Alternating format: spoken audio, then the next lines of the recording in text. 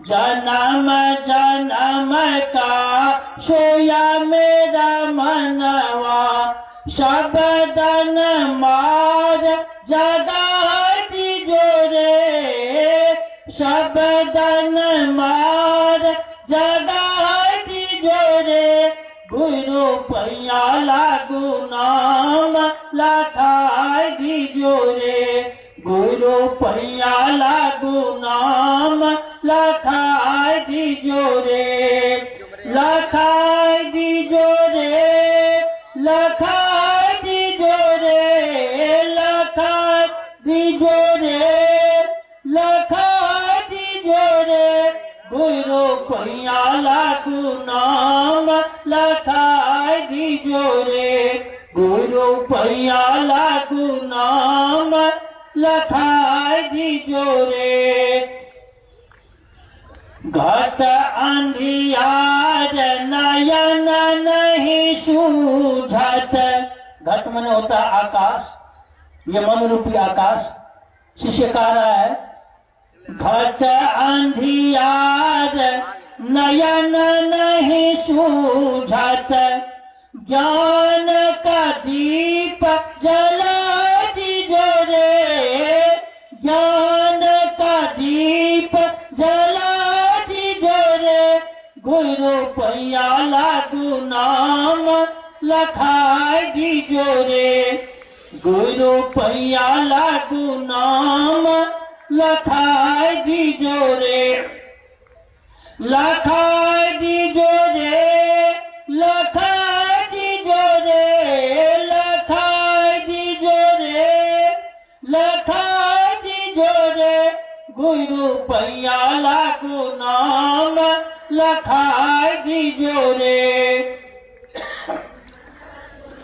विष के लहर उठत घट अंदर, विष के लहर उठत घट अंदर, अमृत बूंद चुबा दीजो रे, अमृत बूंद चुबा दीजो रे, गुरु पैया लागू नाम लखाय दीजो रे, गुरु पैया लागू नाम लखाय दीजो रे। गहरी नदिया आगम बहे धरवा, ये संसार रूपी जो स्थिति है, सागर जिसको हम लोग बोलते हैं, इसमें आप देख लीजिए, इसका किसी को था नहीं चला। रावण आया, शिव से त्रिलोक की शक्तियां ली, फिर भी वह प्यासा रहा है। और आध्यात्म की दुनिया के भी यही हालात रही है। स्वयं आपके साहब श्री जो शिव के शिष्य कहा जाता है कि शिष्य स्वयं गुरु के समान होते हैं, तो साहब भी प्यासे ही रह गए। उनकी अनवरत ही इच्छा रही कि पूरी दुनिया के लोगों को मैं शिव का शिष्य बनाऊंगा। तो यह शिष्य कहा अपने गुरु से, गहरी नदिया आगम बहे धरवा, खेई के पार लगा दीजो रे, खेई के पार लगा दीजो रे, गुरु पैया लागू नाम लखाय दीजो रे, गुरु पैया लागू नाम लखाय दीजो रे। शीश सब की अरज सदा शिव, शीश सब की अरज सदा शिव, अब की खेप निभा दीजो रे, अब की खेप निभा दीजो रे, गुरु पैया लागू नाम लखाय दीजो रे, गुरु पैया लागू नाम लखाय दीजो रे, लखाय दीजो रे, लखाय दीजो रे, लखाय दीजो रे, लखाय दीजो रे, गुरु पैया लागू नाम लखाई दीजो रे, गुरु पैया लागू नाम लखाई दीजो रे, गुरु पैया लागू नाम लखाई दीजो रे।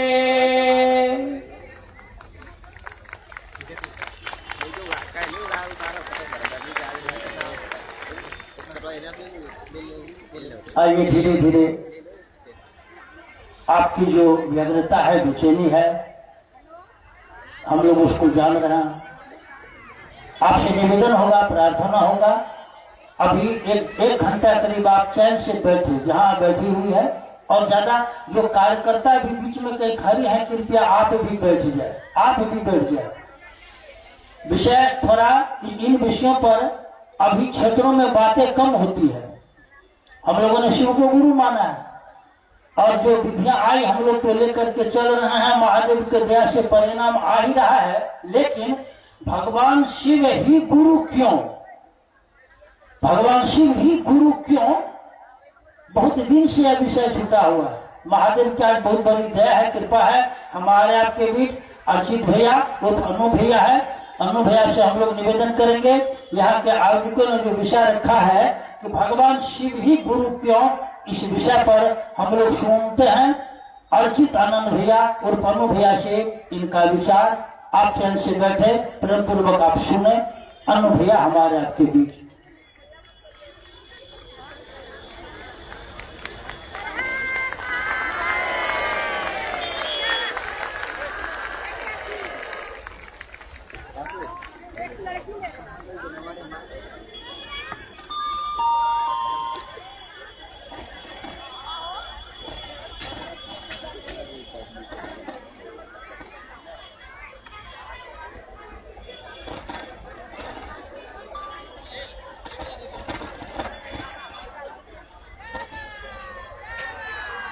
चेंज है।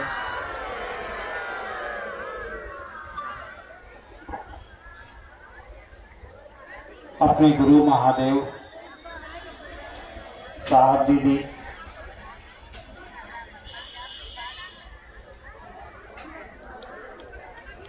और काशी की इस धरती पर उपस्थित तमाम गुरु भाई बहनों को मेरा प्रणाम।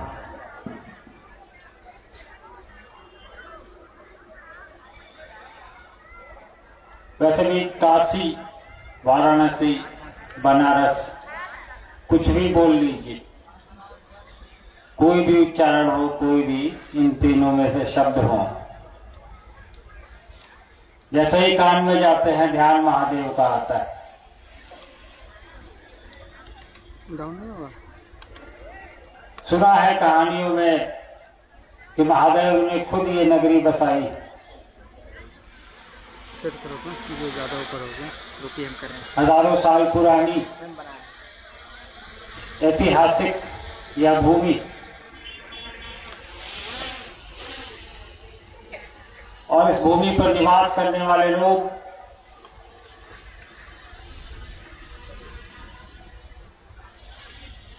धन्य हैं। वैसे तो महादेव की पूरी सृष्टि है, लेकिन इस भूमि के बारे में जहां वेदों में लिखा गया है, वहां हम और आप उपस्थित हैं।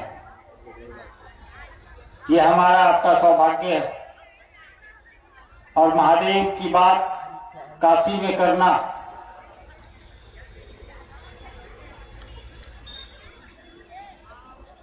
इसका एक अलग ही बनारस मतलब है। उद्घोषक महोदय ने कहा कि शिव ही गुरु क्यों।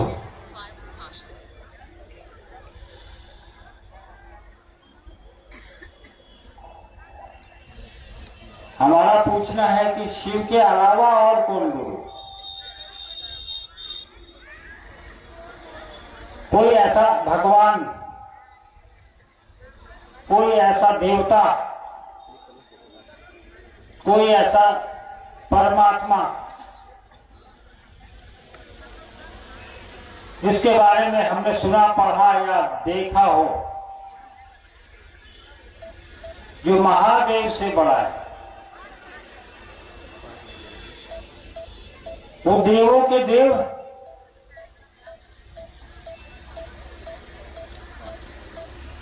सभी देवताओं के देवता हैं, वो ईश्वर।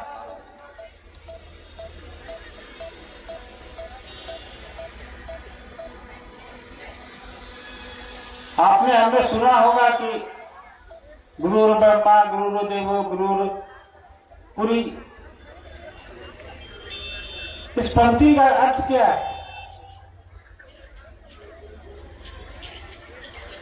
इस पंक्ति में कहा ही गया है कि गुरु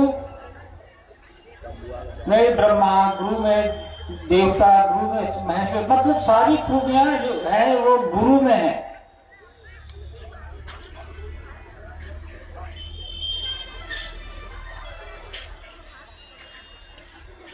जब गुरु के अंदर भगवान की सारी खूबियां हैं और भगवान शिव गुरु पद पर आज नहीं हजारों साल से हैं, तो हमारा आपका मानना है, जिन्होंने भी शिव को गुरु बनाया है, कि वो भगवान शिव जो देवताओं का भी देवता है, गुरुओं का भी गुरु है, जगत गुरु है, जगत पिता है, उसको विश्व गुरु भी बोलते हैं। तो जब वो हमारे आपके लिए उपलब्ध है, तो फिर दूसरे गुरु के सानिध्य में जाने की आवश्यकता क्यों आन पड़े? ऐसा भी नहीं है कि साहब ने एक शिव को गुरु बनाया और लोगों ने नहीं बनाया। साहब के पहले भी लोगों ने शिव को गुरु बनाया, आपने सुना होगा, पढ़ा भी होगा। साहब के पहले जिन्होंने महेश्वर शिव को अपना गुरु बनाया, साहब ने किन परिस्थितियों में शिव को अपना गुरु बनाया, ये जानना हमारे आपके लिए जरूरी है।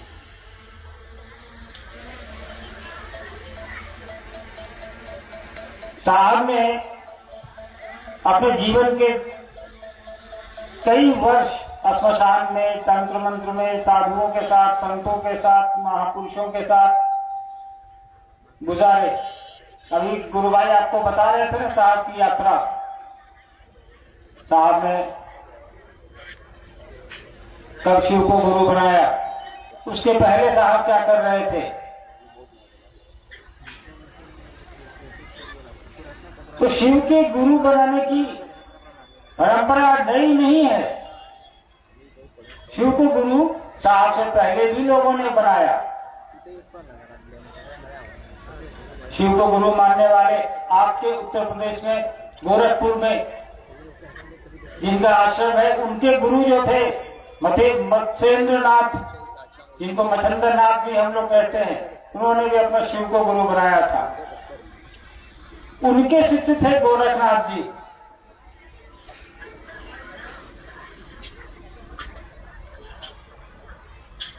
जिनका आश्रम, जिनका मंदिर अभी गोरखपुर में है, हम लोग गए भी थे, वहां बहुत ही जागृत स्थान है। तो जो शिव के शिष्य का की महिमा इतनी है कि पूरा देश उनको जानता है, पूरे लोग उनके पास जाते हैं, उसके दर्शन करते हैं। तो साहब ने कहा कि शिव के शिष्य तो हम सीधे हो सकते हैं, हमारे आपके बीच कोई नहीं, किसी की आवश्यकता नहीं है। साहब ने अपने जीवन के 40 वर्षों का निचोड़ हमको आपको बताया। और जब साहब को कालांतर में शिव के गुरु स्वरूप से जुड़ा हुआ, शिव का गुरु स्वरूप का भान हुआ, साहब को किसी ने कहा, और उसके बाद साहब ने हमको आपको शिव के गुरु स्वरूप से जोड़ना शुरू किया। एक यात्रा है ये साहब की।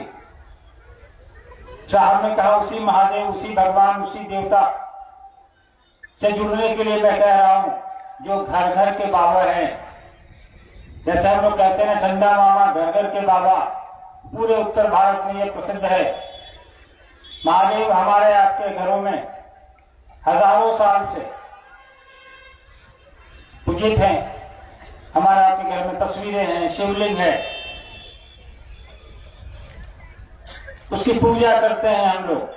हमारे पूर्वजों ने की, उनके पूर्वजों ने की, आने वाली पीढ़ियां भी करेंगी। साहब ने कहा उसी महादेव की बात कर रहा हूं, वो गुरु का भी काम करता है। जुड़ो। जुड़ने के लिए उन्होंने 3 काम बताए। साहब ने कहा मैं उसी महादेव की बात करता हूं। पूरे दक्षिण भारत में महादेव के बिना कुछ चलता ही नहीं है। दक्षिण भारत के एक बहुत बड़े लेखक हैं,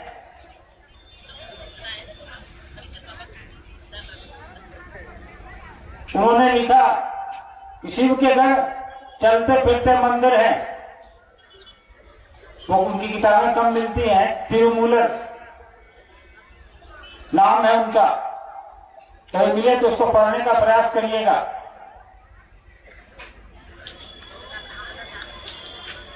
उन्होंने अपनी किताब में शिव के बारे में लिखा है। तो शिव एक ऐसे देवता है, दक्षिण भारत हो या उत्तर भारत, या कहें सृष्टि की उत्पत्ति, तब से शिव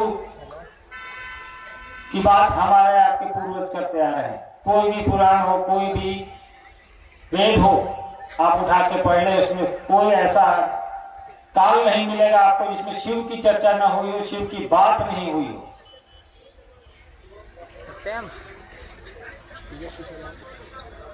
शिव पुराण में शिव के गुरु स्वरूप पर आपको हमको पढ़ने को मिलेगा। साहब ने कहा मैं उसी शिव की बात कर रहा हूं, उसी महादेव को अपना गुरु बना लो, एक रिश्ता जोड़ लो उनसे। कुछ भी अलग करने को उन्होंने नहीं कहा कि पूजा तो हम और रब उनकी रोज कर रहे हैं, हजारों साल से करते आ रहे हैं। कितनी सभ्यताएं आई और चली गई। हड़प्पा संस्कृति सभ्यता, मोहनजोदड़ो, सब आए और काल के गर्त में समा गए, मिट्टी के नीचे दब गए। उसकी भी खुदाई अगर आज हो रही है तो उसमें आपको शिव के प्रतीक मिलेंगे। 5000 साल, 10,000 साल पुराने जो अवशेष हैं, उसे पशुपति के अवशेष मिले हैं। पशुपति शिव का एक प्रतीक है। हमने आपने सुना होगा, देखा भी, कई लोग गए भी होंगे। हमारे पड़ोसी देश नेपाल में काठमांडू एक जगह है, वहां पशुपतिनाथ का प्रसिद्ध मंदिर है। अब कुछ दिन पहले हमें भी जाने का सौभाग्य प्राप्त हुआ था वहां। तो साहब ने कहा कि उस महादेव से जुड़ो, एक रिश्ता और बना लो, भगवान के रूप में, देवता के रूप में, जो भी हम आप मानते आए हैं सालों से, और हमको आपको मिलता आया है। किसी ने धन मांगा, किसी ने घर मांगा, किसी ने पुत्र मांगा, किसी ने बच्चे मांगे, तो भगवान के रूप में जब वो देते आए हैं तो गुरु के रूप में भी वो देंगे। और नहीं दे रहे होते तो साहब से पहले लोगों ने शिव को गुरु नहीं बनाया होता, और कोई छोटे लोगों ने नहीं बनाया, हमारे आपके जैसे लोगों ने, सभी संत ऋषि महापुरुष थे जिन्होंने बनाया।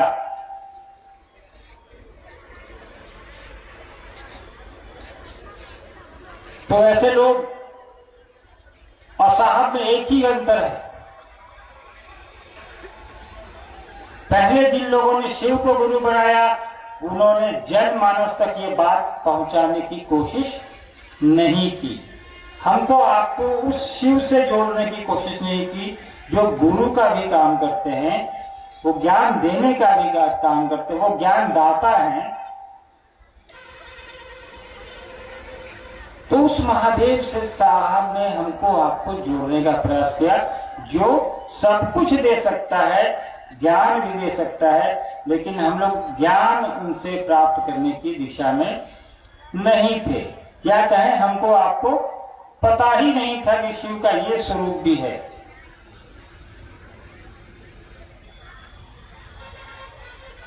प्राचीन आदि गुरु उनको कहा गया, तो हम आप क्यों उससे वंचित रहे? साहब ने कहा कि शिव के गुरु स्वरूप से जुड़ने के लिए कोई आडंबर, कोई वर्जना, कोई बंदिश की आवश्यकता नहीं है, किसी तरह की कोई रोक नहीं है, कोई अंधविश्वास की जरूरत नहीं है, कोई आपको बेलपत्र लेके नहीं जाना है, कोई आपको उपवास करके नहीं आना है, कोई आपको प्रण नहीं करना है, कोई दीक्षा नहीं लेनी है, ना कोई दीक्षा किसी को देनी है। साहब ने कहा कि जो जहां है, जैसा है, जो इस धरती पर आया है, वो ये पात्रता रखता है कि शिव को अपना गुरु बना सके, क्योंकि शिव तो पूरी सृष्टि के हैं। वो वर्जना, रोक, बंदिश लगा भी नहीं सकते। गुरु अपनी कक्षा में कोई बोर्ड नहीं लगा सकता कि ये आएगा और ये नहीं आएगा। हर कोई स्वतंत्र है उस गुरु के पास जाने के लिए।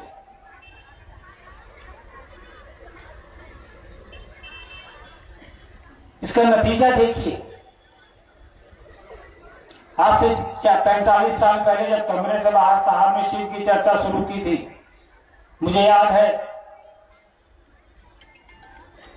उसमें गिनती के लोग हुआ करते थे। आज हम लोग जाते हैं, कई जगहों पर लाखों की संख्या में लोग रहते हैं। आज इसी काशी में हजारों की संख्या में आप बैठे हैं, आपने अपना समय निकाला है। कोई अपना काम छोड़कर आया होगा, कोई छुट्टी लेकर आया होगा नौकरी से, कोई खेत से आया होगा, कोई दुकान को बंद करके आया होगा, कोई अपने घर पे बच्चों को छोड़कर आया होगा। और इतनी दूर तक आपके पहुंचने के पीछे कारण एकमात्र है कि शिव के गुरु स्वरूप से हमारा आपका जुड़ाव। तो साहब ने हमको आपको जनमानस को जोड़ तो दिया शिव के गुरु स्वरूप से, और शिव का गुरु स्वरूप प्रभावी है, कारगर है इंसान के, हमारे आपके जैसे लोगों के लिए। तभी हम और आप यहां इकट्ठा हैं। आपके अंदर ये है कि हम जाएंगे, अपने शिव की, अपने गुरु की बात करेंगे, कुछ बात सुनेंगे, गुरु भाई बहनों से मिलेंगे। तो शिव के गुरु स्वरूप से जुड़ने से ये बदलाव तो है। साहब ने कभी नहीं कहा कि शिव के गुरु स्वरूप से जुड़िए, आपका ये होगा, आपका संसार का कल्याण होगा। साहब ने कहा आपका कल्याण होगा। साहब ने कहा आपके मन के अंदर जो संकीर्णताएं हैं उसका नाश होगा। गुरु यही काम करते हैं। गुरु आपके अनुसार आपको नहीं देते हैं। गुरु जो आपको चाहिए वो आपको नहीं देते हैं। गुरु ये निर्धारित करते हैं कि आपको क्या और कितना चाहिए, उसके लिए आपको ज्ञान देते हैं। चर्चाओं में साहब ने कई दफे कहा है ना कि शिव गुरु से आया ज्ञान जीवन जीने की कला सिखाता है। तो जीवन जीने की कला क्या है? आपको अभी यहां बाहर बैलून दिख रहा होगा, आप हमको ला के दीजिए एक बैलून की, भैया आपके लिए बैलून लाए हैं, ले जाइए। मैं कहूंगा ये बहन जी ये बैलून मेरे किस काम का है, ये किसी छोटे बच्चे को दीजिए। यानी मेरे अंदर ये समझ विकसित हुई है ये बैलून मेरे इस्तेमाल करनी है, मैं लेकर भी क्या करूंगा, मैं इतना बड़ा हूं, आप मेरे काम की कोई चीज ला के दीजिए। तो ये समझ क्या मेरे काम की चीजें हैं वो मुझे चाहिए, ये विकसित गुरु ही करेगा, ये ज्ञान गुरु ही देगा। सांसारिक ज्ञान पैदा होते ही माँ बाप दे देते हैं, थोड़ा बड़े होंगे बच्चे स्कूल जाते हैं, शिक्षक देंगे, उससे बड़े होंगे कॉलेज जाएंगे, प्रोफेसर देंगे, कुछ ज्ञान समाज आसपास के लोग देते हैं, लेकिन आध्यात्मिक ज्ञान कौन देगा? तो साहब ने कहा कि उसके लिए उसी गुरु के पास चलो जो सबसे बड़ा है,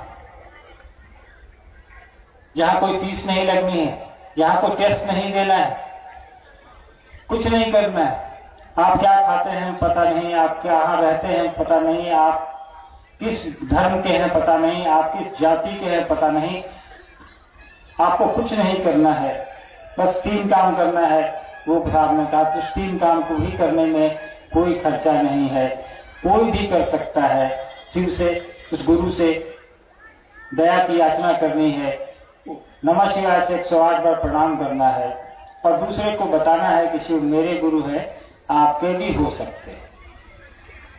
इस 3 काम को करने के लिए किसी आडंबर की जरूरत नहीं है, किसी ढोलक की जरूरत नहीं है, किसी मंजीरे की जरूरत नहीं है। आपका मन है तो आप भजन करिए, नहीं मन है मत करिए। आपका मन है आप लाल कपड़े पहनिए, आपका मन है आप पीला पहनिए, आपका मन है आप हरा पहन लीजिए, क्या फर्क पड़ता है। महादेव को इससे मतलब नहीं कि सामने वाला क्या पहन कर आया है, क्या खाकर आया है या नहीं खाकर आया है। ऐसा भी नहीं है कि आप नृत्य करके भजन गाएंगे, तो नृत्य करके सिर्फ चर्चा करेंगे तो ज्यादा खुश हो जाएंगे। साहब ने कहा कोई आवश्यकता नहीं है इन चीजों की, किसी आडंबर की नहीं, किसी कुरीति की नहीं, किसी अंधविश्वास की जरूरत नहीं है। क्योंकि महादेव से बड़ा तांत्रिक कौन है इस धरती पर? उससे बड़ा देवता कोई नहीं है, उससे बड़ा वैद्यनाथ कोई नहीं है, उससे बड़ा गुरु भी कोई नहीं है। और जब हम अपने आप को उसके सानिध्य में, उसके आश्रय में छोड़ते हैं तो फिर सांसारिक इन अंधविश्वास की, इन कुरीतियों की आपके जीवन में कोई जगह नहीं रह जाती, रहना भी नहीं चाहिए। तो शिव का गुरु स्वरूप इसीलिए आवश्यक है, शिव के गुरु स्वरूप से जुड़ना इसलिए आवश्यक है। भगवान के रूप में तो शिव तो अवरदानी है, जिसने जो मांगा उसको दे दिया। हमने अपने रावण की कहानियां सुनी होंगी। महादेव ने लंका दे दी उसको, त्रिलोक की शक्ति दे दी उसको। क्या नहीं था उसके पास? इतनी ताकत थी कि देवता भी उससे डरते थे। उतना ही विद्वान। अंत क्या हुआ रावण का? उसने महादेव से सब कुछ तो ले लिया, सब कुछ मांग लिया था और सब कुछ उसको मिल भी गया था, लेकिन एक ही गलती उसने की, साधु के वेश में माता सीता का हरण किया। नतीजा आपके हमारे सामने। तो क्या फायदा सोने की लंका का, क्या फायदा त्रिलोक की शक्ति का, जब हम आप उसके सदुपयोग की जानकारी ही नहीं रखते हैं, ज्ञान ही नहीं रखते हैं कि जो ये मुझे मिला है इसका उपयोग मैं कैसे करूं। वो ज्ञान भी गुरु ही देगा और गुरु के लिए महादेव से बड़ा कोई ऑप्शन हमारे आपके पास नहीं, उससे बढ़िया कोई नहीं है। कोई है तो बता दीजिए, उससे बड़ा देवता है कोई धरती पर? महादेव से बड़ा देवता कोई है तो बताइए, हाथ उठाइए। उससे बड़ा गुरु कोई है? जगत गुरु नहीं है। तो फिर क्वेश्चन कहां है? शिव गुरु ही क्यों? हमारा मानना है ये प्रश्न ही बेमानी है, उनके अलावा कोई गुरु हो ही नहीं सकता। साहब दीदी ने आपको हमको रास्ता बताया है, उस रास्ते पे चलिए। 3 काम करने हैं, उसके अलावा कोई चौथा नहीं करना है, 3 से 2 भी नहीं करना है। आस पड़ोस में ज्यादा देखिएगा, ज्यादा सुनिएगा तो मन भटकेगा। साहब ने हमेशा कहा है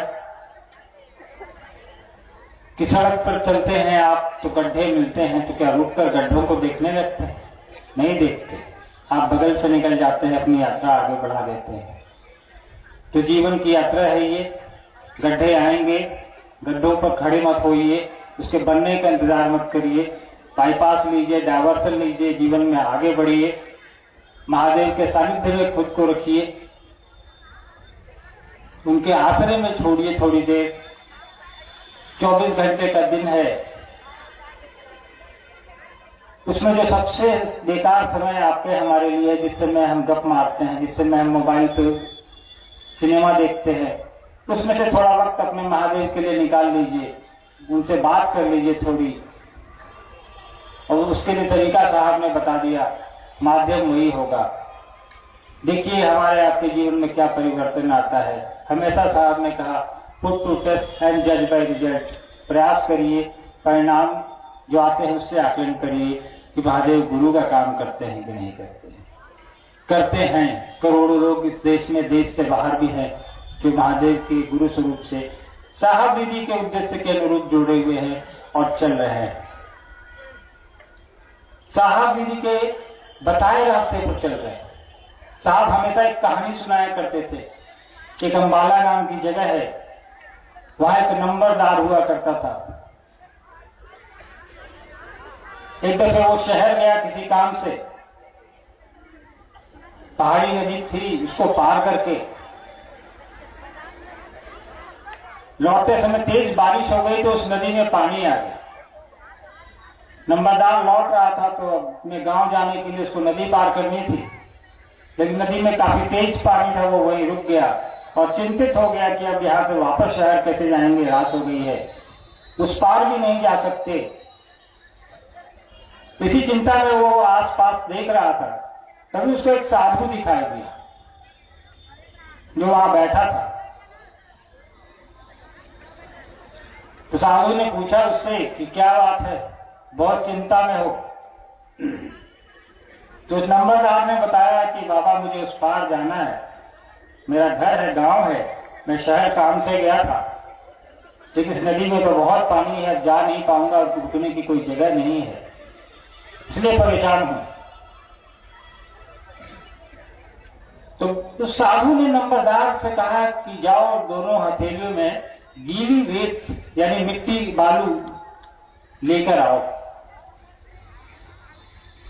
तो उस नंबरदार ने सोचा कि भाई ले आता हूं, साधु है बता रहा है कुछ। तो दोनों हाथों में ले आया, एक हथेली पे बालू और दूसरी हथेली पे भी बालू गीला। तो साधु ने लिखा एक हथेली पे शी, दूसरे पे वो, बोला दोनों हाथ को सटा दो। तो क्या हो गया? शिव। साधु ने कहा इसको देखते हुए नदी पार कर दो। तो पहले तो थोड़ा आश्चर्यचकित हुआ वो नंबरदार, ये सच्ची घटना है हरियाणा की। तो उसने पैर नदी में रखा तो पानी के अंदर पैर नहीं गया, वो चलने लगा नदी में।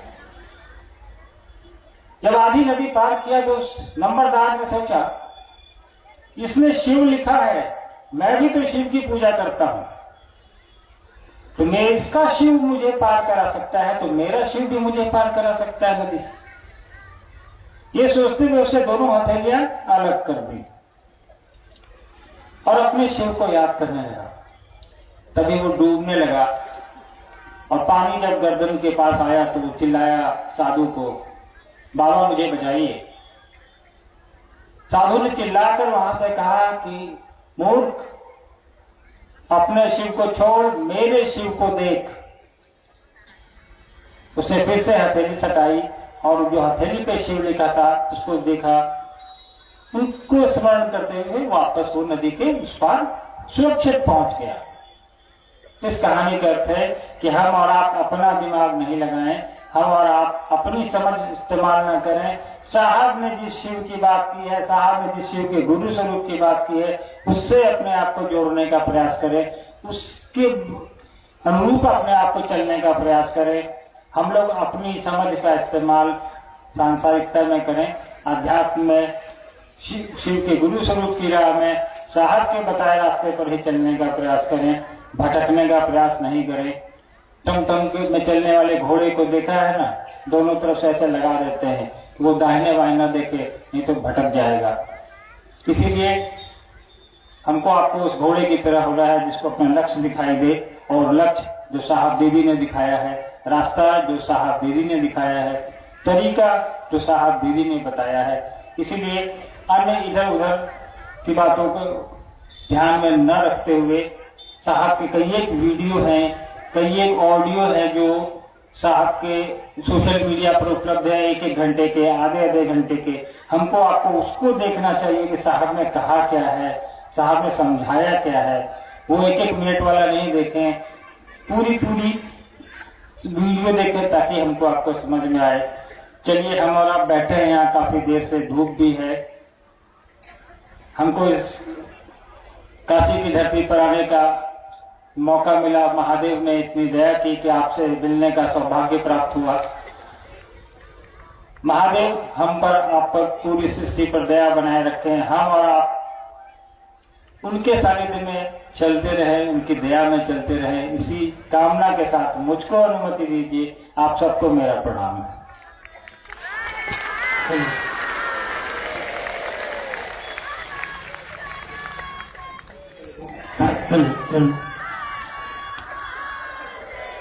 अभी हम लोगों ने सुना अर्चितानंद भैया से भगवान शिव ही गुरु क्यों। आइए एक प्यारा और छोटा सा भजन हम लोग सुनेंगे भाई चंदन जी जो बक्सर से हैं उनसे, और आपकी ओर से, इस इलाके के गुरु भाई गुरु बहन है, आपकी ओर से बहुत सारी प्रश्न आया है जिसका उत्तर आप चाहती हैं बरखा दीदी से। उत्तर का आपने चाहत रखी है कि बरखा दीदी से आपकी चाहत है। हम आपके प्रश्नों का उत्तर भी निकालने का प्रयास करेंगे। आप तब तक बैठे, एक छोटा सा भजन, फिर भजन के बाद हम लोग कार्यक्रम को आगे बढ़ाएंगे। भाई चंदन जी। सभी के चरणों में पुनः प्रणाम मेरा। अभी अभी आप लोग ने सुना कि वह साहब इस जनमानस के लिए, इस दुनिया के लिए जो कर दिए हैं, आज करोड़ों जिंदगियां संवर रही हैं, लाखों जिंदगियां दुखों से उबर रही है, यह साहब की देन है। और उस साहब के लिए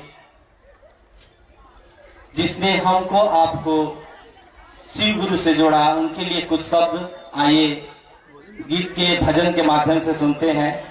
साहब के लिए आप पधारे दरी पे हमारे, ये सौभाग्य हमारा है, स्वागत करो स्वीकार है साहब, शिव शिष्यों का प्यार है। हम सभी के तरफ से और स्थानीय शिव शिष्यों के तरफ से उस साहब के लिए एक स्वागत गीत। आज बनारस की धरती पर, आज बनारस की धरती पर शिव शिष्यों की अंबार है।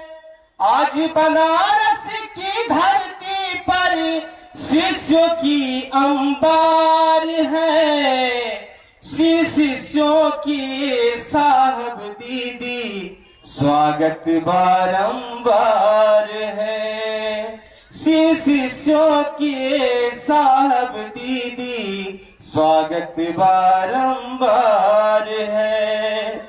धन्य हो गई ये धरती दी साहब जो आज पधारे हैं। वह साहब जहां भी चर्चा होगा, जहां भी हम पुकारेंगे, वह साहब आते हैं और बोले हैं कि हमको दिल से पुकारिए, बुलाइए, हम सलाह नहीं आपका साथ देंगे। धन्य हो गई ये धरती साहब जो आज पधारी है, आसमां भी देख रहा है जिसके गुरु त्रिपुरारी है, आसमान भी देख रहा है जिनके गुरु त्रिपुरारी है। गुनगुना रही है हवाएं, गुनगुना रही है हवाएं, हर तरफ उजियार है, गुनगुना रही है हवाएं, हर तरफ उजियार है। शिव शिष्यों के साहब दीदी स्वागत बारंबार है, शिव शिष्यों के साहब दीदी स्वागत बारंबार है। मन से मन का नाता है ये कब से आस लगाए हैं, मन से मन का नाता है ये कब से आस लगाए हैं। हृदय रूपी ये पुष्पहार इस मधुबन में सजाए हैं, हृदय हृदय रूपी ये पुष्पहार इस मधुबन में सजाए हैं। स्वागत करो स्वीकार है साहब हम सबों का प्यार है। स्वागत करो स्वीकार है साहब हम सबों का प्यार है। शिष्यों के साहब दीदी स्वागत बारंबार है।